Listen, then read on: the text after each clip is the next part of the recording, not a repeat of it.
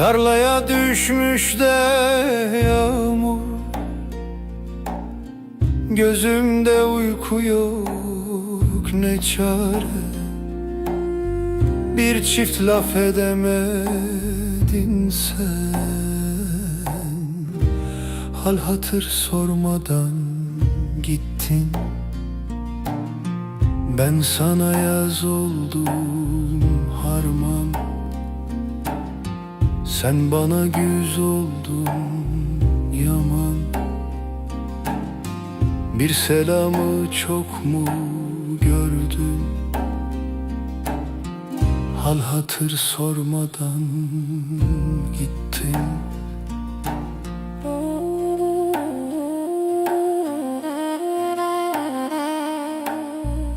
Ocakta duman tüterdi,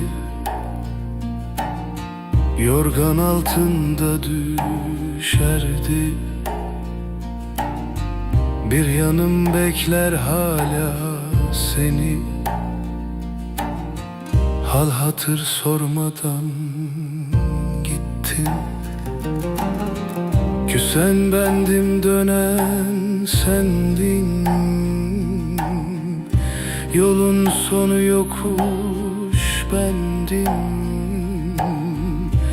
Bir gülüşün vardı yarim, hal hatır sormadan gittin.